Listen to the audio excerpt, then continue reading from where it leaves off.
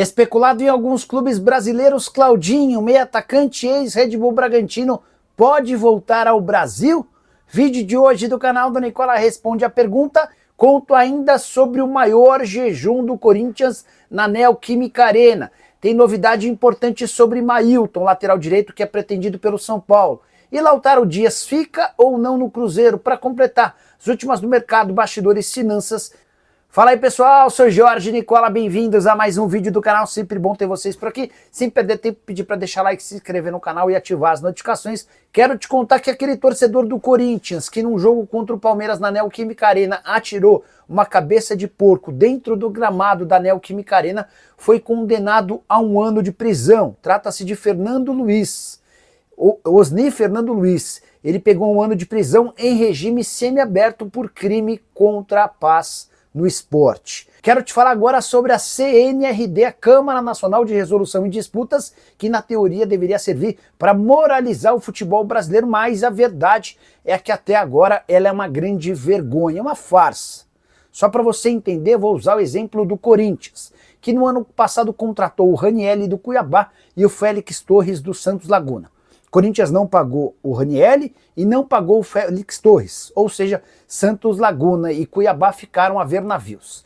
O Félix Torres, ou melhor, o Santos Laguna recorreu à FIFA, por ser um clube mexicano e internacional.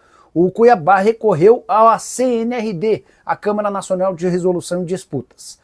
A FIFA já condenou o Corinthians em primeira e em segunda instância, e agora o Timão se apressa para tentar pagar 33 milhões de reais à vista para evitar o transfer ban, para retirar o transfer ban. O Corinthians já foi punido e hoje está proibido de inscrever atletas.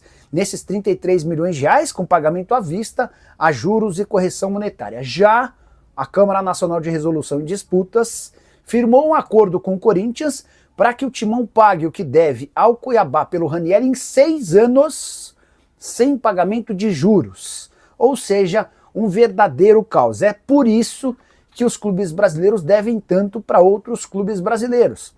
Isso acaba se tornando uma grande bola de neve. E a gente discute ou vê os clubes debatendo a respeito do fair play financeiro com a ideia de utilizá-lo a partir do ano que vem. Já dá para dizer que se for a CNRD que for fiscalizar e cuidar desse fair play financeiro, já dá para cravar que ele não vai funcionar. Bora falar agora sobre o Corinthians e o maior jejum de vitórias no Campeonato Brasileiro na história da Neoquímica Arena. Com a derrota por 2-1 no sábado para o Bahia, o Corinthians chegou a 5 partidas seguidas pelo Campeonato Nacional sem vencer. Derrota para o Bahia, empates contra Fortaleza, Cruzeiro e Vitória, e a derrota para o Red Bull Bragantino formam essa sequência de 5 jogos. O Corinthians já havia ficado 4 partidas sem vencer de forma seguida no Campeonato Brasileiro nos anos de 2020 e 2021.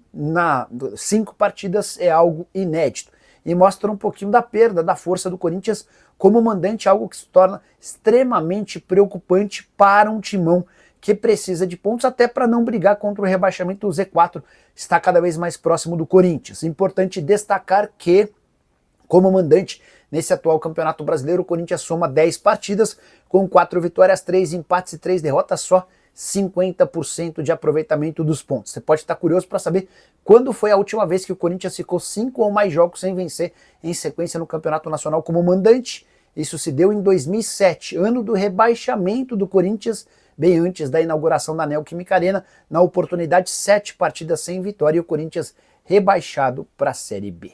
Hora de falar sobre o Corinthians, que procura clubes para Héctor Hernández, centroavante espanhol contratado na metade do ano passado. Nunca conseguiu brilhar com a camisa alvinegra, mas com o Dorival Júnior virou a última opção. Só para você ter uma ideia, ele nem sequer tem sido relacionado para os últimos jogos e perdeu espaço até para o Guinegão, que subiu recentemente das categorias de base. Foi do Guinegão o único gol na derrota do Corinthians por 2-1 para o Bahia nesse sábado. Dorival Júnior já solicitou aos dirigentes alvinegros que o negociem. Ele não quer mais contar com Héctor Hernández. Resta saber se o Dorival Júnior fica por bastante tempo no Parque São Jorge. Só para completar em relação ao Héctor Hernández, chegou sem custos, custa na casa dos 450 mil reais por mês e não vai nem para o banco de reservas desde 23 de julho. Sua última partida foi há exatamente um mês, diante do Grêmio, empate em 1-1. Só para completar, 19 jogos, 2 gols e 1 assistência nessa temporada, desde que foi contratado, 24 partidas, 2 gols e 1 assistência, contrato até dezembro de 2026. Hora de falar sobre o Corinthians, para te explicar que história é essa de que o Timão pode receber, num futuro não tão distante, 5 bilhões e meio de reais. Essa história tem a ver com a eleição para presidente. Não nessa segunda, na próxima a gente vai conhecer o sucessor de Augusto Melo. Nos últimos 2 meses o Osmar Stabile ficou como um presidente tampão, embora o Osmar seja candidato e a eleição vai se dar apenas entre membros do conselho, ou seja, os conselheiros deliberativos do Corinthians vão eleger o próximo presidente. Um dos candidatos é André Castro, alguém absolutamente desconhecido da política corintiana e que se lançou candidato prometendo, garantindo ter um fundo estrangeiro que topa colocar esses 5 bilhões e meio de reais no Timão. Como é que se daria esse aporte? Segundo André, com a compra dos name rights do estádio, com a compra dos name rights do centro de treinamento, além de patrocínios na camisa. Quero te contar um pouquinho sobre quem é André Castro, tá? Antes só contar que essa notícia gerou enorme desconfiança entre membros do Conselho Deliberativo e sócios do Corinthians. Todo mundo entendendo como uma grande mentira. Para se defender, o André assegurou, por meio de uma carta enviada ao Romeu Tuma Júnior, presidente do CD, e ao Miguel Marques, presidente do CORE, que vai apresentar garantias da existência desse fundo e dessa bolada antes da eleição. De qualquer forma, é importante contar quem é esse cidadão, que é conselheiro do Corinthians desde janeiro de 2024 e atua como assessor financeiro. Ele trabalha para um escritório que presta serviço à XP, ou seja, ele não é da XP nem funcionário da XP, e sim de um escritório menor. Mas seu histórico recente não é dos melhores.